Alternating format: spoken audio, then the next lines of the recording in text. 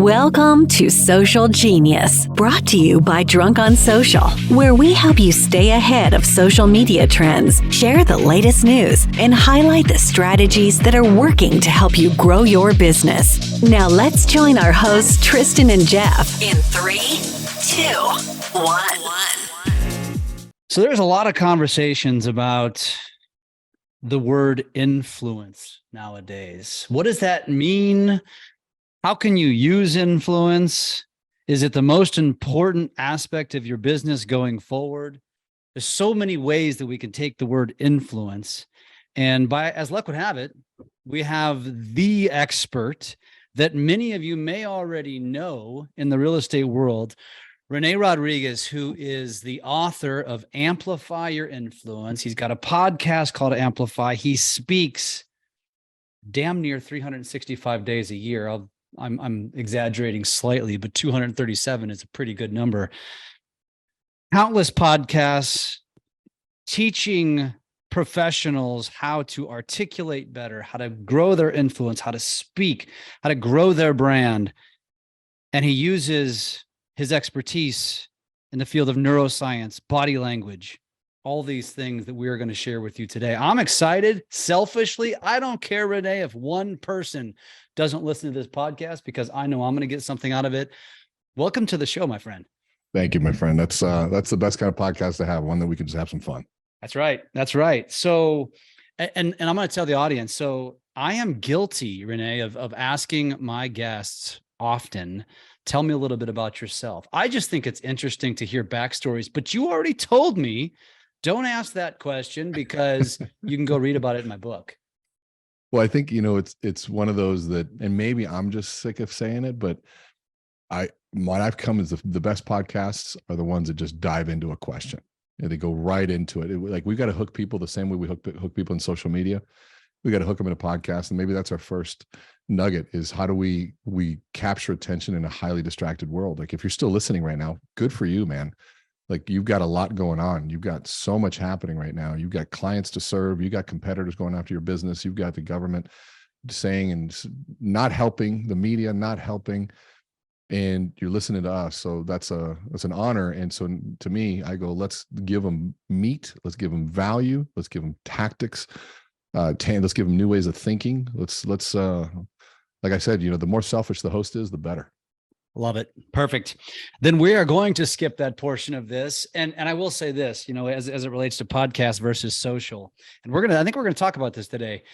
I think when it comes to a podcast, someone gets in, they push play with the intent of listening for a period of time. Whereas on a social post, you literally have a fraction of seconds to grab their attention. And so let's start right there. I mean, let's talk about, as we're talking to a real estate world, which is also, I think, a large portion of your audience, we are all talking about how we need to grow our business by showing up consistently, shooting more video. And that's fairly vague. So where should someone start if this is where they want to go? So I love that you said that it's vague. The advice is vague. So let's say I'm a realtor and you keep hearing, just create content. That's content. And I hear content, short form, long form, content. And I'm going, what the hell is content? Well, content's an output that lands on some sort of platform, typically in social media. So then it's not just about content. It's what kind of content? Well, what am I going to say? Is that interesting? I mean, all these questions, like, do I hit play? Do I talk to the camera? When do I hit record? What am I trying to do? And then you get into the formulas, and because there are formulas at work, trust me, 11 years of failure finally to discover one. And when we discovered it 7 months ago or whatever it was, I started a new account. In 4 months, we grew to 115,000 followers on Instagram, and on TikTok in 7 months, we grew to 800,000. Like, it should be this week, it hits 800,000. And so there's a formula to it, but man, where do I start? And so here's what I would say. One, there's a skill set of creating content. There's a skill, understanding how cameras work, understanding how a microphone works, understanding the importance of lighting, the backdrop, right? I don't know if we're doing video or not, but you can see I have a backdrop, and I can change that backdrop, and I can land in New York City, or I can have flames in the background, right? Whatever it is we want. I like the blurry sky. And so the importance of the backdrop, you can see my book just blurred kind of out in the background. You can see a lighthouse. It becomes sort of a central message of things that we do, books that I like reading. There's your backdrop. So then there's the technology of it. Well, where do I put it? How do I edit a video? And it can get really overwhelming really, really fast. And so the best thing we tell people, in the beginning, use your phone, hit record, and start talking. So, okay, there you go. That's a starting place. That's not the end. It's a starting place. And that's how you start getting comfortable with it. And just like walking, just like shooting swinging a golf club, shooting a basketball, anything, you're not going to be good at first. That's a rule of life. You're not good at anything at first. And when we were kids, we gave ourselves so many chances to walk, but then now all of a sudden we're adults and we go, oh, we tried it a couple of times, I'm not good at it. Well, hold on a second. Let's go back. let's fail at something for a couple of years. It's worth it.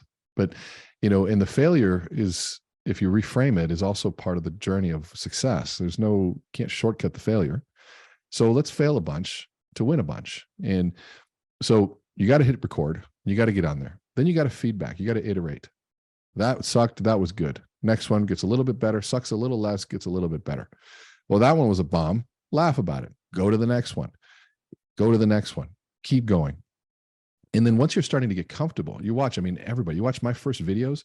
I could literally show you my first video because I just found it this morning, like when I was doing this. And, literally I can send you the screenshot of me sitting in front of an iPad thinking I was doing something. And my big technology sitting in front of the iPad was I had a remote to turn the camera on and off. And I had a whiteboard. Does it sound good here? Does it sound good there? No, that was 4 years ago. No, almost 3 years ago. Whatever. It was March 2020. March 2020. So 3 years ago. And now I'm sitting in a $100,000 studio that I have 6 different camera angles, 6 different studios in here. I've got another camera that's ready off here that's recording everything that I'm saying that will end up on social media in a long form. I've got you and I being recorded. I'm looking at you through a teleprompter. So that's the growth. But the only reason I grew that fast, now 3 years is still a long time. If I were to tell you start with something now, you'll suck for 3 years. Yeah. Are you willing to do that? Are you willing to devote your time and energy to a craft to master it? 3, 5, 10 years. Well, the 10 years are going to pass. 3 years are going to pass. The question is, will you be better at what you do or not? Yeah. So there's that mindset that's critical. And so then now you get into, okay, now I'm on there. I've understand the technology. I can figure out in the basic edits. What do I say? What do I say? Now I think that's where you and I wanted to talk. I'll pause there, but I think that's might be the jump off point of, so now what do I say? Yeah, I want to ask some questions first. And I want to go back to you talking about your growth. And, the first thing that I would always question with anyone that is a successful individual, and we talk about this in our social media teachings, because we're usually talking to people that have no influence. They have very few followers. And so a lot of the conversation becomes, listen, don't be paralyzed by virality, because that's mainly vanity for most. Focus on, what the end result is here, which is not to become Jake Paul, right? Or some massive influencer, the Kardashians. So you mentioned your rapid growth on social. And so my question to you would be, is you guys figured out a recipe, but as you're talking to an audience full of probably a vast variety of professionals, probably many of which have less than, let's just use Instagram or TikTok, less than 500 followers on both, right? Maybe even combined. Do you ever, how would you answer the question is to, okay, Rene, you grew there because you have a team. You have $100,000 studio. You have practiced. You're articulate. There's no way in hell I can recreate that. There's no way in hell I'm going to get to that level. What would you say to that person that already is quitting before they even want to continue on? Chicken and the egg, right? Do I have the success on there because of the studio, or do I have the studio because of the success of my willingness to do that? Right. And so which one begins first? Well, one, I sucked at this for years. Go back to my old social. I didn't understand how to deliver and create content. I didn't understand how to, and there's pieces of my social media that I'm not good at. I'm not good at getting on and doing stories and sharing of myself. I'm not good at holding the camera up and talking to just because what do you want me to say? I'm still struggling with that sort of mental challenge of, hey, like hey guys, I'm walking to the grocery store and I was watching somebody do this video. Hey, when you're old, when you sit there in the vitamin aisle for 45 minutes reading labels. And I was like, that's so funny. And I'm like, I do that all the time. Why don't I say that? And so there's a self-doubt that's never going to go away.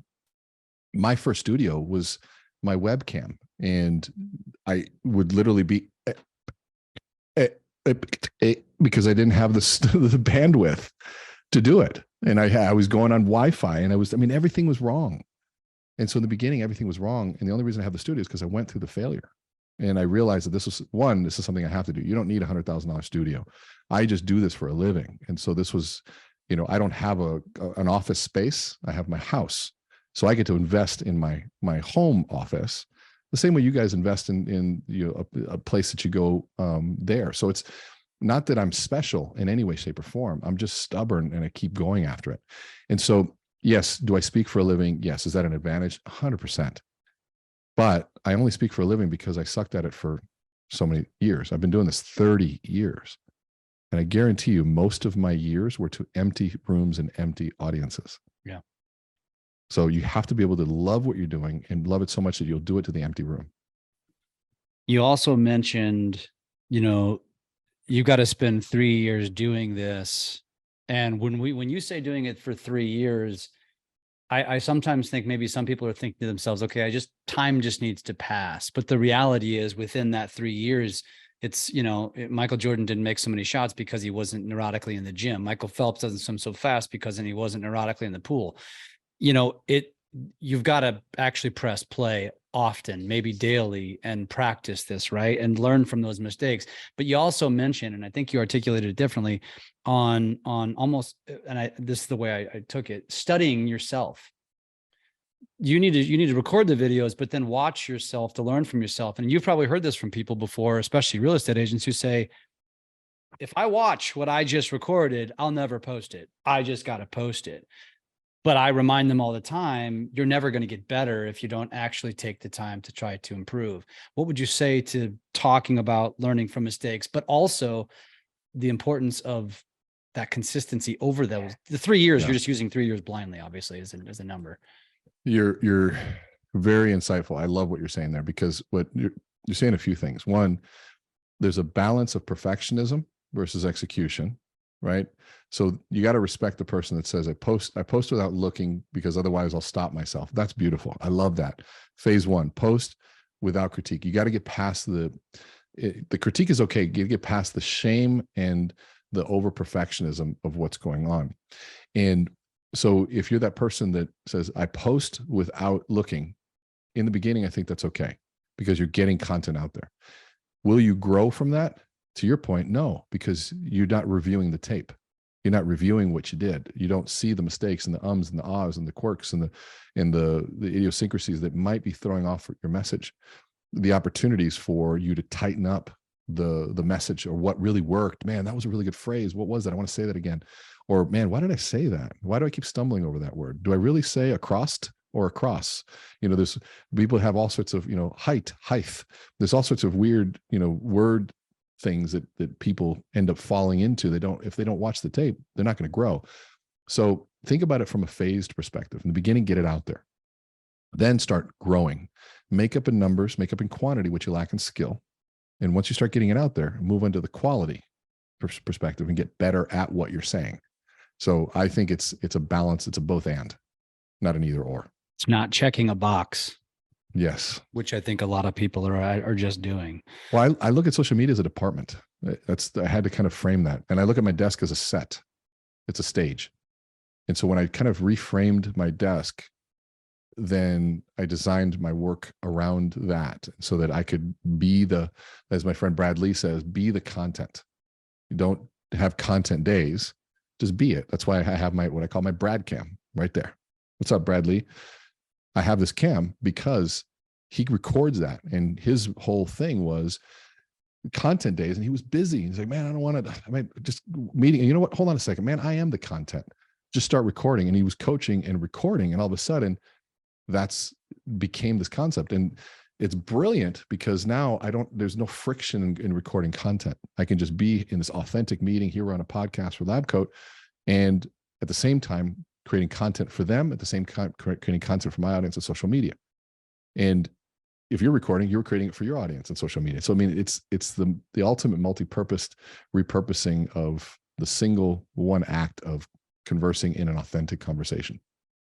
I love that. And I also hate it. And here's why.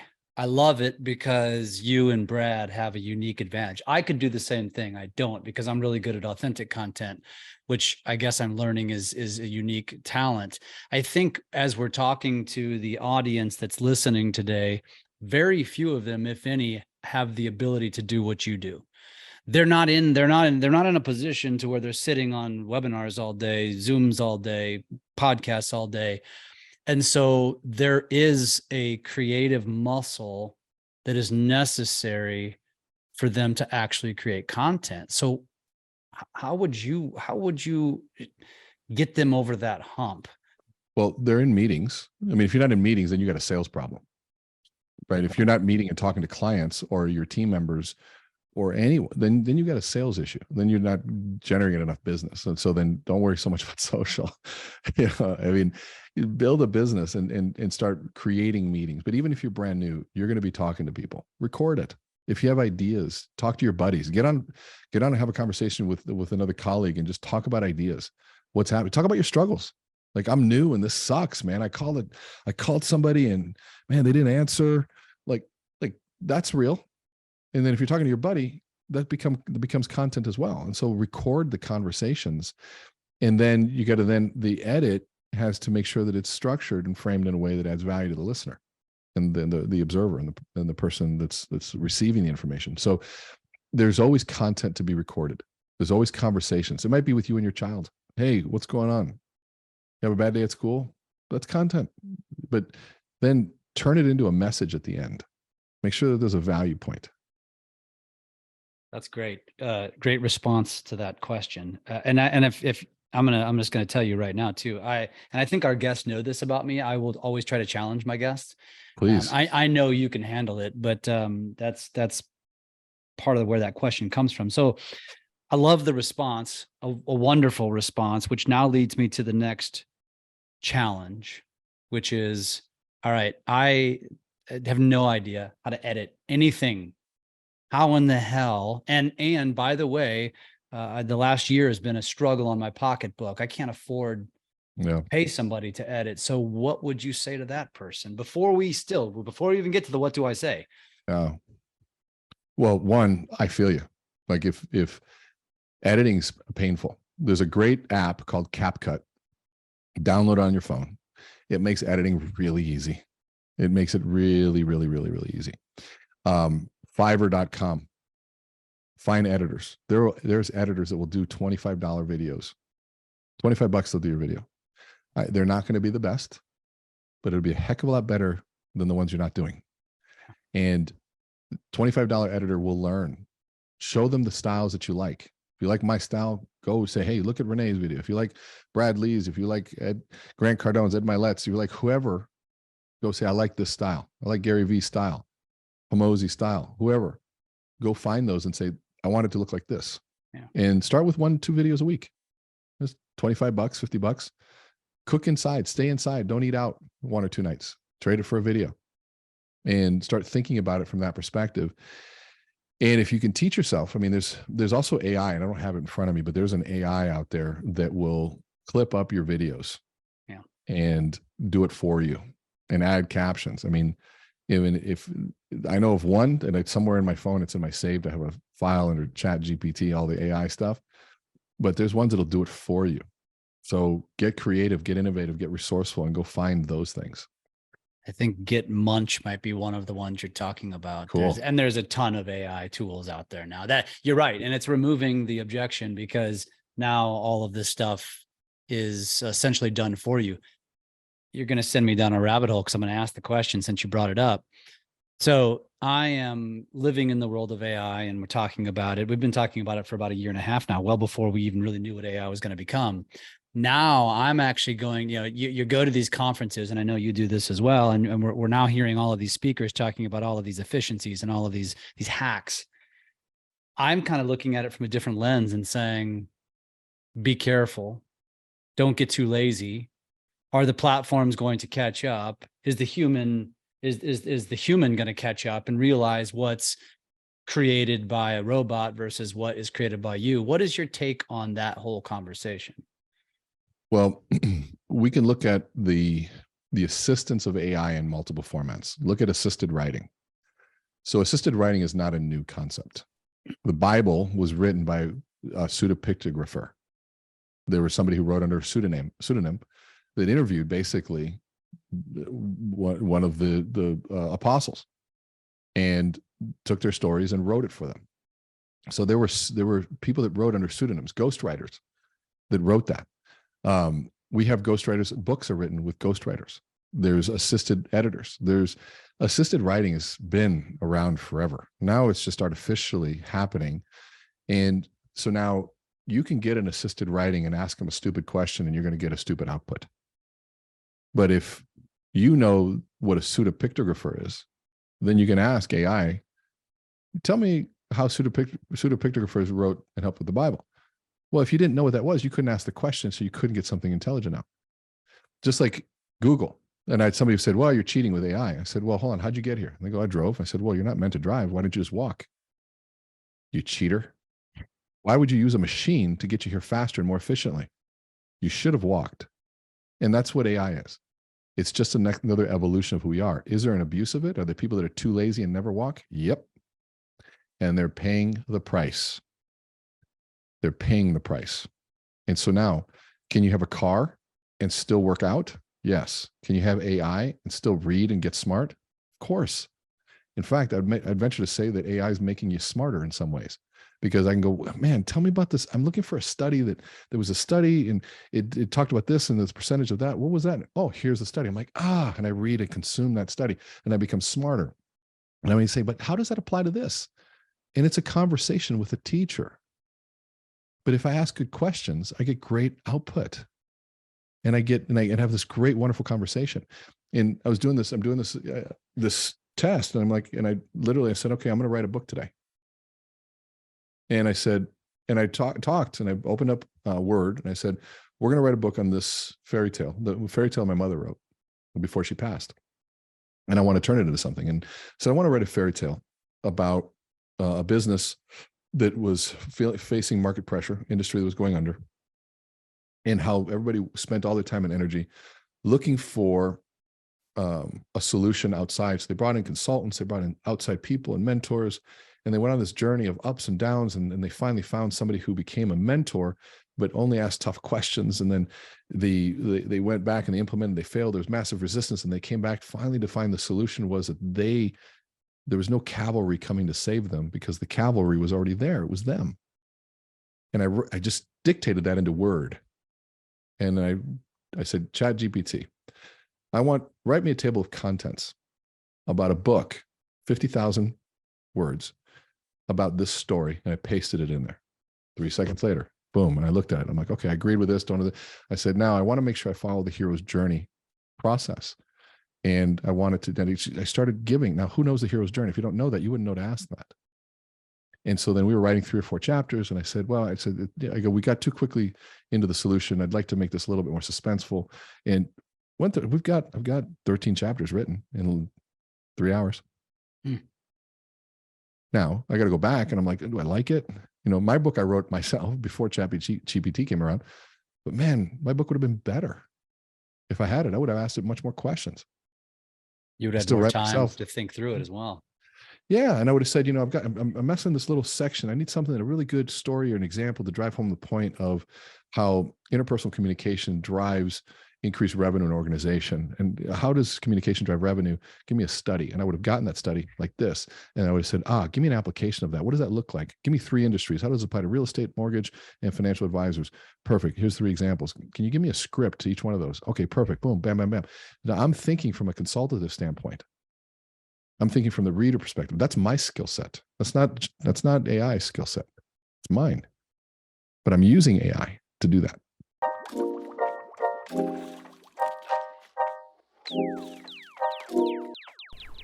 Are you struggling to set yourself apart in the real estate sea of sameness? Do you struggle to decide where to market, how to market, or what to put into your marketing to help you stand out? It's probably because your brand isn't dialed in. A great brand involves a lot more than a photo, a logo, and a tagline, friends. That's because people don't do business with a logo. They do business with a person. Our friends at BrandFace can help you define, develop, and display your personal brand so you can stand out, outmarket, and outsell your competition. It is time to unveil your inner star. Head to powerbrandtraining.com and check out their free training video. Again, powerbrandtraining.com. That's all one word. powerbrandtraining.com. Check out their free training video. It will be worth your time.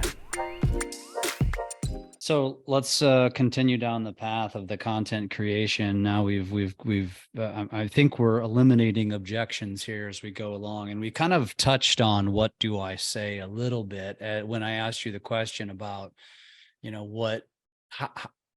how can they do it in their world versus your world, and you talked about talk to your kids, or just stop what you're doing, go to when you're at the grocery store, which I wholeheartedly agree with.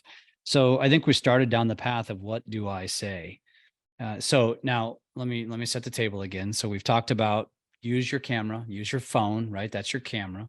You just start practicing, start talking. You've got the options for Fiverr. You've got the option for ChatGPT. In fact, in reality, oftentimes you can just come up with the concepts in your head, go ask ChatGPT for a script, and it's at least going to set a baseline for you. Even if you don't like 100%. it, it's going to get you off the ground. So you have no excuses there. Right now, the next step, I think, is, okay, what do I say? And more importantly than what do I say is, what do I say that I can now do it in perpetuity for the next 3 years and do it consistently? So what we're looking for is this concept called my ethos. What's your ethos? Aristotle was the first person to talk about argumentative thought 2,000 years ago. And he said he created what is called his rhetorical triangle. Means to win an argument, to create a case for something, to be persuasive, you have to appeal to three things. One is your ethos. You have to be credible. And what's your character? Your character has to fit the topic. You have to be credible within the topic. You wouldn't listen to somebody who's overweight on how to lose weight. You wouldn't listen to somebody who's broke on how to make money. You wouldn't listen to me on how to grow rich and thick hair or any insights on the menstrual cycle. I don't have any hair and I've never had a menstrual cycle. So I'm not a good, credible person in those two pieces. I lack ethos. And so knowing that, it's another way of saying, what's my lane of my credibility? And so the other two are pathos, which is the emotional appeal, which drives action and behavior, and logos, which would be the logical appeal. It's got to make sense. And so focusing on ethos is the first place of really understanding your personal brand. What is the ethos of who you are, the essence of who you are? And that sounds hard to grab. And so I want to make it really easy. So if I were to ask you the question, Jeff, who are you? What do you do? What makes you unique? What would you say? As it relates to what? Personal or business? You pick. As it relates to business, being in the mortgage business, I would say what makes me different is understanding how to bring value to my target audience that's different from the rest of the industry. So would you say understanding, would that be empathy? I don't know if empathy is the right word. Maybe it is. Maybe I should articulate, maybe I should take this a little further. Take it, go for it. So I think that understanding I think our industry looks at value as I answer my phone, I'm communicative, I get deadlines, that sort of thing. I have the right programs, I have the right rate. That's your job, in my opinion. What value is to our target audience, which is a real estate agent, is how can I support their business? And I'm not talking about credit cards. I'm talking about how can I actually help you grow your business? So the way I look at it is, how can I become more valuable than their broker? When I can do that, now they need me in their life. They don't just want me in their life. And when I don't answer my phone on a Sunday, they're going to be more, they're going to be more apt to be patient with me than they are with the typical person who has the traditional value, which is, okay, now I'm just going to call the next person down the street. So unique value. Unique value. So, but to understand that, you have to understand people and what's valuable to them, not what's valuable to you. Correct. Right? And I think that's what differentiates it. I think we think of it from a selfish perspective. I think it's self-serving rather than serving others oftentimes when we talk about our value. Love that. And so you love to serve people. Yes. So one, creating unique value. The other one is serve. The dotted line between the unique value and empathy is it takes empathy to understand what the shoes that the other person is walking in, the challenges that they're facing, for you to be able to solve that. So that to me would be the highest sophistication expression of empathy, is what you just said. So, all right. So now give me three more words that you say describe you or that make you unique. 3 more words. Okay. I would go with, like caring, hard work, simple words. okay. Well, and innovative. Innovative. Okay.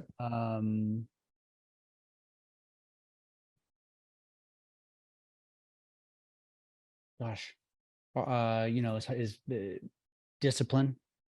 Okay. Discipline. And one more. Hardworking. And hardworking. Perfect. If you're listening to this, by the way, you should do the same thing, because you'll like what's next. So now, would you say that empathy, unique value, service, innovation, discipline, and hard work are closely related to your personal values? I would say yes. I would say so too. So now, if you notice, we just quickly uncovered your personal value system. Your personal value system through the question of what makes you unique. The reason why that works is because we try to live out our values in the things that we're most proud of, who we are, how we want to be known, are the things that reflect our personal values. And do you hear the difference? How we want to be known. What's another thing that reflects that? Your personal brand, how you want to be known. So your personal brand should reflect your personal values. And when you uncover that, that is your ethos. Your ethos, you want people to expect value, unique value of service, innovative, disciplined, and hardworking. When you walk in the room, you want people to think that. So now that is the ethos of your brand. And when you know the questions to ask, you can get to it right away. But now, could you write an article on innovation? Could you talk about the importance of innovation? I think so, as it relates to video and social. Yeah. Yeah. You can do it all day long. Yeah. How about discipline? Could you talk about the importance of discipline? 100%. Hard work? Yes. Being of service to people? Yes. Concept of unique value? Mm-hmm. Being empathetic and listening to people? I now realize yes. Right? So that is called effortless for you. It's not hard for you to do that. So now I would build your social media strategy around those 6 points. Those 6 points. Take 2 months for each one of them. 1 month on value, or excuse me, on empathy, 1 month on unique value, or 2 months on value, 2 months on unique value, or on empathy, unique value, 2 months on service, 2 months on innovation, 2 months on discipline, and 2 months on hard work. Spread them out. Now in each month, you've got 4 weeks. You could write a blog post, 1 per week. You can write 4 articles on hard work, 8 throughout the year. Simple. Go to ChatGPT and say, here's what I want to talk about hard work. I want to talk about working when you don't want to. What does it mean to push yourself deeper?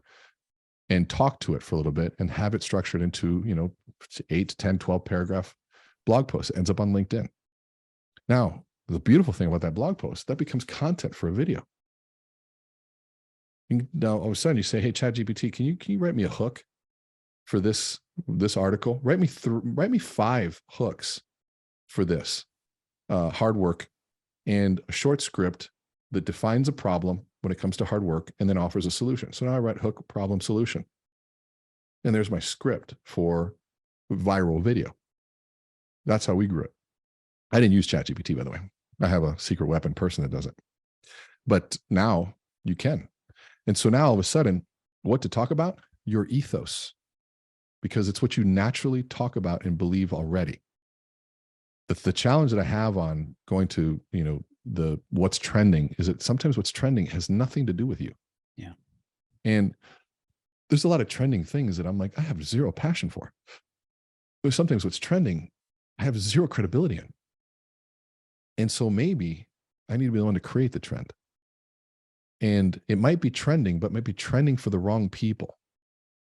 But if I put out loudly enough to the world what it is that I believe, then maybe the ones that believe that too will resonate with it. And it might not be 1 million followers, but it might be 1,000 really good ones. Yeah. You ever seen a room full of 1,000 people? Exactly.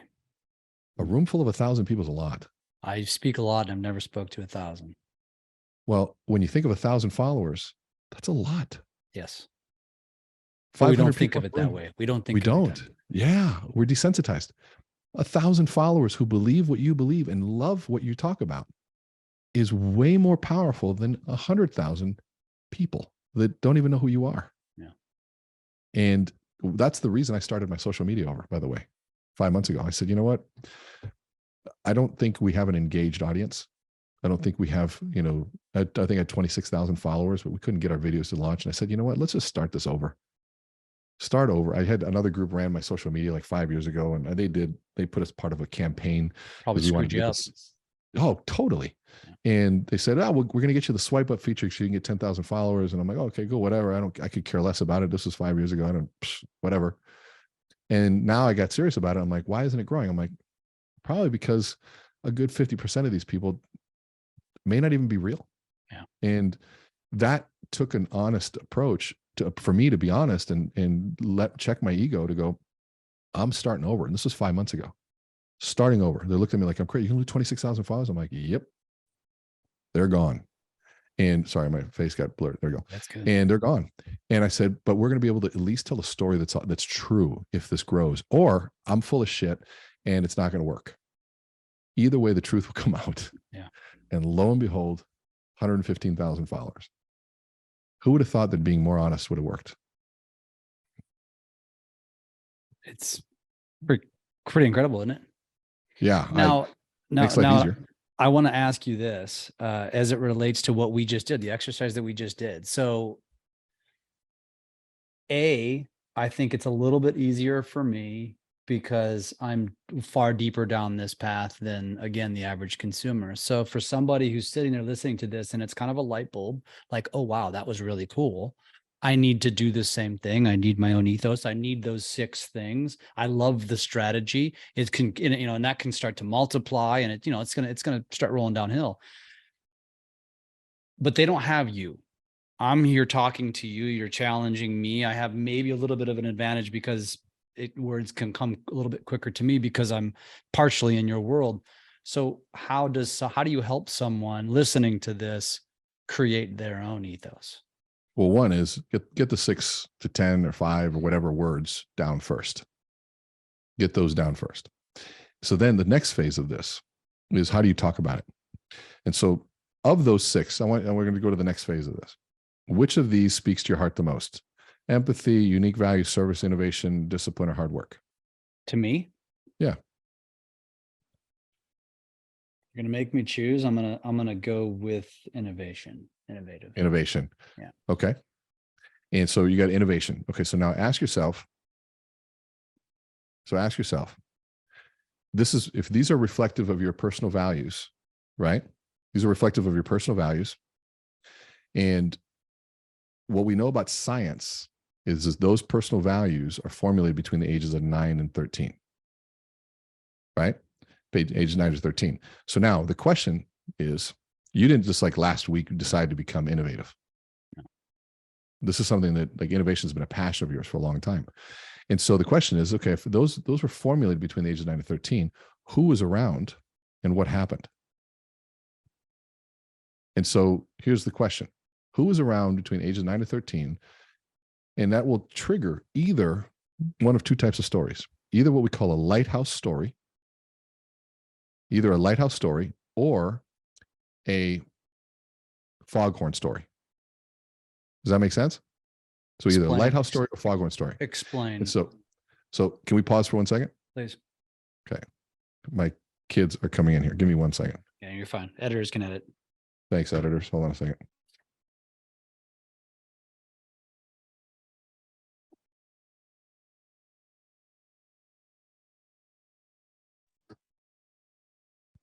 Okay. So what it's going to create is either a lighthouse story or a foghorn story. Here's what I mean by that.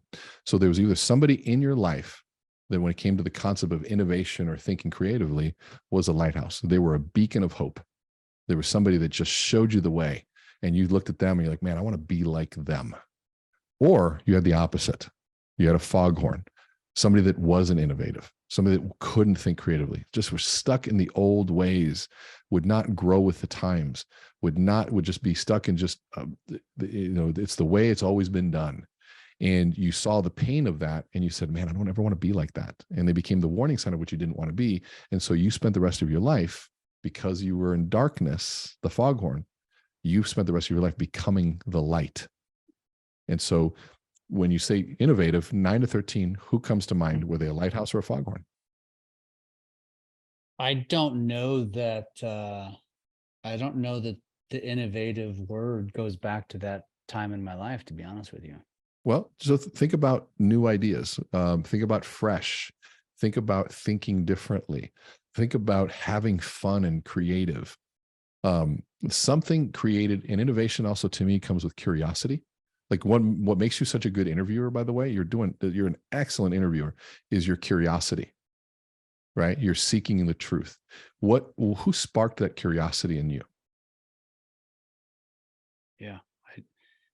If you asked me that without telling me the 9 to 13, I would have said it was the dawn of social that really created the curiosity.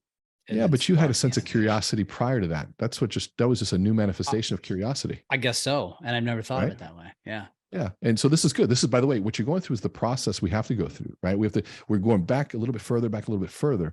So go back, just you can push back a little bit further. Where did this curiosity come from? Where did your continual desire to learn? Because maybe learning is another one. You want to constantly learn, which a curious person is somebody who's always curious to learn more. They love learning. Curiosity is the act of getting more information. Yeah. I mean, I would say I was always curious by people that were doing things better than I was. And again, I think more recent times. So I think professionally, I've always been enamored. Try to go back though.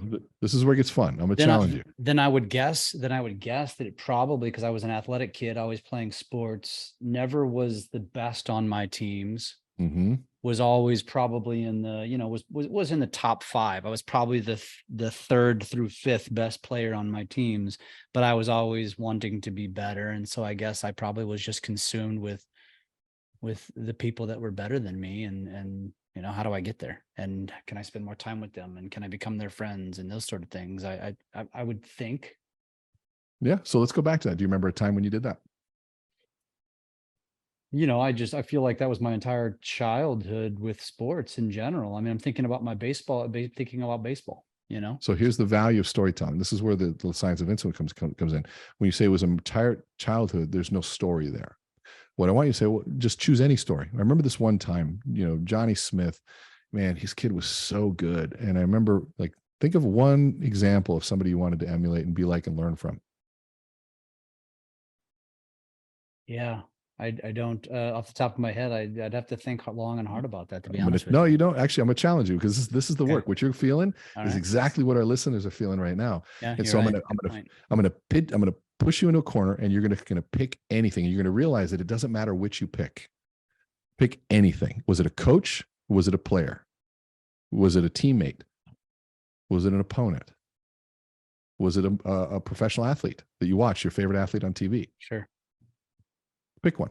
Well, now that you mention it, I did have I grew up in a time, I'm 45. I grew up in a time when, it was your coaches could actually be really hard on you and the parents didn't say anything about it. Not like today where, and I can vividly remember like our baseball coach, and this is my coach from like T-ball all the way into high school. We were a very good competitive team.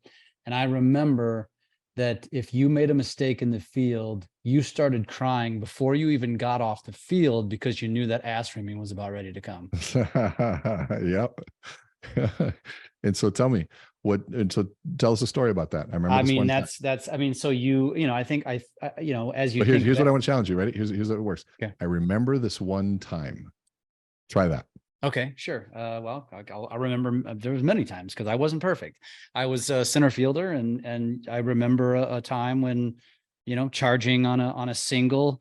Somebody was on second base, and of course, as a center fielder, one of the greatest feats of any game is to peg somebody at home plate.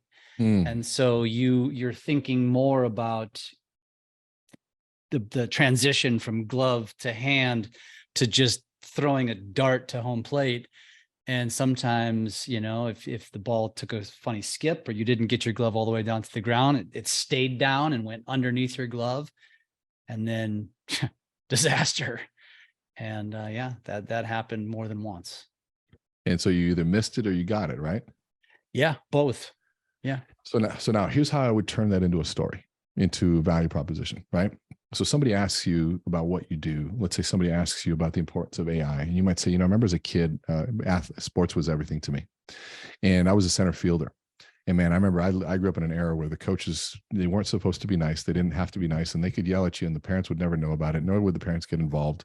It was just a different era. Yeah. And I remember we had a coach that if you messed up in the outfield, you were already crying in the outfield because you knew what awaited you. And what's fascinating is that what it did for me is it made me focus and get hyper tuned in on the fundamentals, on whether it was, one of the greatest feats is to be able to, if you're a center fielder, can you throw somebody out at home base? That means that you got to have all your mechanics down perfectly. But in the midst of execution, you have to sometimes innovate. You have to take something that is fundamental, and maybe there's a rock, there's a dip, there's a divot, there's something's there, and you got to be able to innovate on the spot while maintaining all the mechanics to be able to make that throw perfectly to home base. And we find ourselves now in a time where it's the same. Yeah, we have AI. But the fundamentals of business haven't changed. We just have to be able to innovate. We're still talking to customers. We're still making phone calls. We're still writing scripts and doing videos. But now, can we make those minor adjustments and utilize AI to innovate and to maybe make that wonderful play like we're playing it at home, or maybe make that perfect video or that perfect story at the right time? But utilize AI as a form of innovation. You see how we just tied all those together? Yeah. So that's the Amplify formula, by the way, that we teach. But it begins with understanding your ethos. And then what's the story that really drove that, the origin story of that, and leveraging that into what does it mean today? And how do I connect those dots into creating that story? And all of a sudden now you can tie that to almost anything. Also becomes content. And it's all content. I love that. Now imagine taking the origin of each one of your words and coming up with 10 different stories of places and examples that empathy and unique value and service and discipline and hard work. I bet you got a story about hard work. There was somebody, a lighthouse or a foghorn about hard work. There was somebody who was a lighthouse or a foghorn about discipline. Somebody who was a lighthouse or a foghorn around service and value and empathy. And if you identify those places, but this requires work and reflection, by the way. So I tell our listeners, you got to go through this. If you consider yourself a professional approaches everything at game speed. They're working hard. And this is the kind of work that we can do as professionals to get better at connecting with people, telling stories. And if you want to be able to help somebody, you're in real estate, you got to be able to convince people that right now is a great time to buy, because I believe it is. This is an amazing time to buy. I would much rather buy now. In fact, we are again now than when interest rates were so low because everything was so inflated. I'd rather pay a little bit higher interest rate right now for a fair market price on a house. Interest rates will equalize. They're going to come down again. But the value that I buy now is locked in. I want to buy now. So, but can you tell the story? Are you credible? Can you articulate the markets and what's going on? Can you truly answer the question of why now is the time to buy? And can you do it in a believable way? Are you actually buying right now? You can't tell people to buy without buying yourself. So there's all sorts of things that are happening there that all play into becoming more influential and telling that story. How would you use this? I think that some of our listeners might be thinking right now, okay, I get it. If I'm standing on a stage, which I'm never going to be, there's that story the component. Maybe I can use this in my content because that is a great hook. Anytime you get you can start with a story, they're going to be more inclined to listen. But as it relates to Susie homeowner, where I have the listing presentation, or attracting more buyers, how does this relate? How am I going to use this what you just talked about? Life is a stage. Sometimes it's just you sitting across a dining room table, across a Zoom meeting. with one-on-one. That's a stage moment. That's a moment where you're presenting an idea, where you're needing to connect. You're needing to be able to articulate something that may be misunderstood. You needed to cut through and the irrational fears that the media is creating. It's no different whether you're on a stage. In fact, I tell people, I said, most of the influence you're having in life, even for me, I do that, like you said, 237 days, the majority of my life isn't on a stage. It's usually in small interpersonal groups.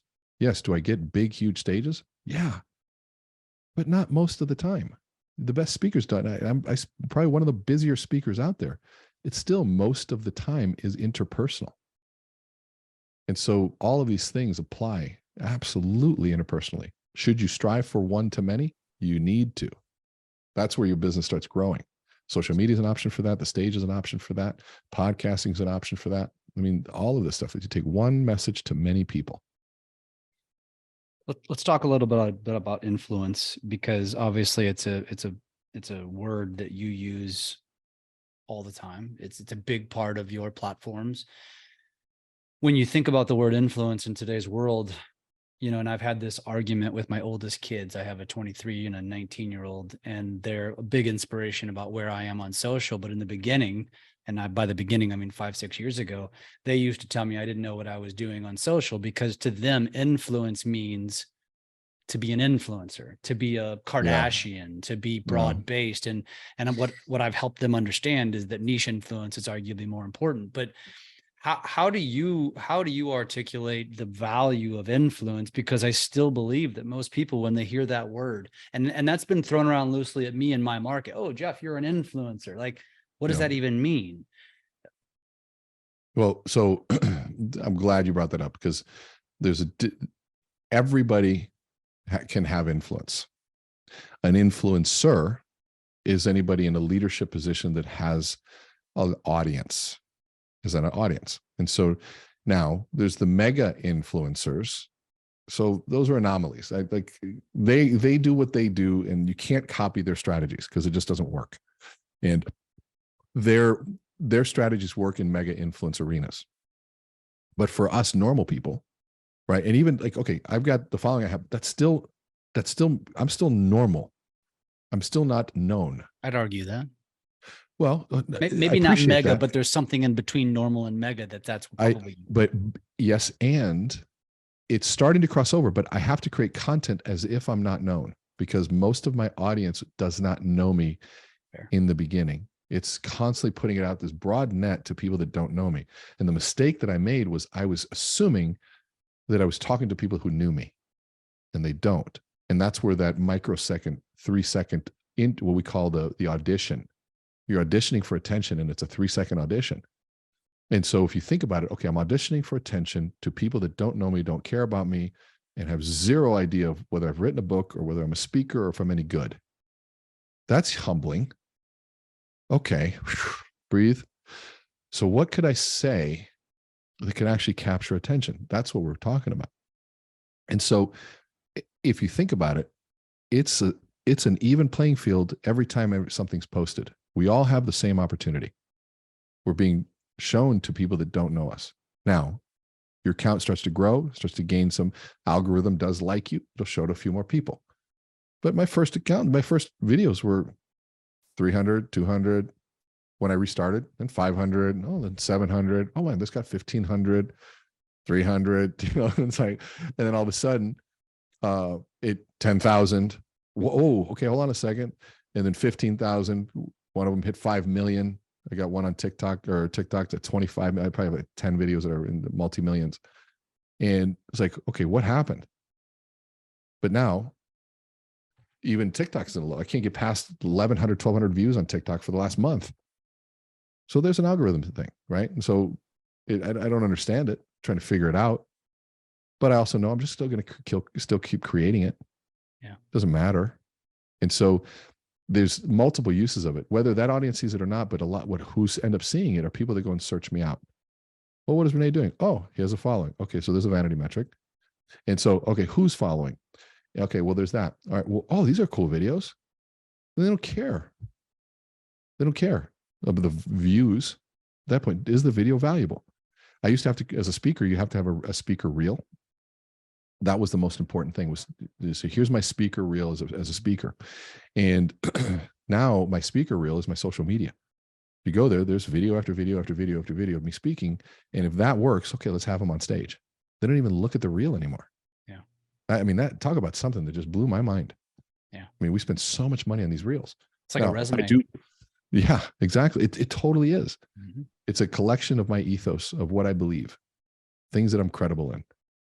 Now, YouTube becomes the extension of all of that short form. YouTube is when, like, oh, I like you. Where can I get more? And then you open up and you dive in, and then there's YouTube where you can watch 10, 12, 15-minute, 30-minute videos. And now all of a sudden it's longer. But to your point, you said in the beginning, I'm seeking you out. I'm hitting play on a podcast. Well, still those videos, all right, well, I'm going to give you a little bit longer, but if it's boring in the beginning and I'm doing all of the stuff in the beginning, you got to hook me. Still got to hook me in a different way. Yeah. Well, I'll tell you what, we've gone way past my typical time on a podcast episode. So I want to get close to wrapping up, because I very much value your time and I really appreciate the time you've given us. First of all, I think, again, I think our audience is fairly familiar with you, but for those that aren't, where's the best place to go connect and find you and learn more? Probably my Instagram is the easiest. It's Learn with Rene, RENE, 1E, Learn, LEARN, with Rene. And in there, the link in the bio is to my link tree. I think it's my link tree, or it might be my website. You go to my website, Meet Rene, MEET, not MEAT, MEET, Rene, RENE.com, and you'll see all of our events. You'll see our Amplify. We do a monthly coaching group, our podcast. All of it's easily accessible there. YouTube channel, you name it. I got one of my favorite compliments I got yesterday was, Rene, I wanted to learn more about this thing that I talked about, and I searched you up and I saw you do a whole video and it was free and you taught me exactly how to do it. I went to my presentation and I killed it. And you didn't charge me anything. I was like, awesome. And he's like, I can't believe you're giving this stuff away for free. I'm like, I know it's the craziest thing, but it's also, man, it's stress-free. Just to say, let's put all the best stuff out there and give it. One, it feels good values-wise because you get to help people. But two, it also creates great conversation where people come back and I get to have different and bigger conversations. How do I do this? Can I go deeper with you? Yeah, let's do it. And they're coming more prepped to learn, more leverage, so they go further down the process. And so if you just dig, it's all out there. And I try to make it as accessible as possible. I think you do. I was just stalking as we were talking. So what would be the best parting words? I think this is a great example of a podcast where I think you're gonna find a lot of people seeking more, because we just scratched the surface on so much. So what would be the best, what would be your best summary that you're going to leave our audience with? That I understand the struggle that you're in right now. I understand the ups and downs of a market, the fear. And you made a decision to believe in something, home ownership. And you were asked to do that in a way that didn't pay you a salary. You said, I'm going to believe in this thing and I don't want a salary. I'll eat when I kill something. That is a pretty noble thing to do. You're a sales professional. With that comes the challenges of rejection, comes the challenges of the media, comes the ups and the downs, the highs and the lows, the doubt, the self-doubt, because there's nothing like a commission job to make you look in the mirror and say, man, am I any good? And that search and the facing of the truth of who we are is hard. That's why we gravitate to things like podcasts and, motivational speeches and events, because we need to have coping methods to deal with this reality that we face. But I promise you this, you're in the right industry. Hard work will pay off. Finding ways to add value and listening and being empathetic, using your emotional intelligence will pay off. Continuing to learn and grow, being parts of groups like this, like Lab Coat, and surrounding yourself with people like Jeff and Tristan. And that's the kind of stuff that makes you grow. You become more like who you're around. Mm-hmm. Check your group, check your friends. Are they moving you closer to, further from? If you're part of the ho-hum, this sucks, it's a horrible place, get out of that room immediately. Protect what goes in your ears. Protect it, because this is part of a cycle. Yes, we might be on the lower part right now. I don't even think we are.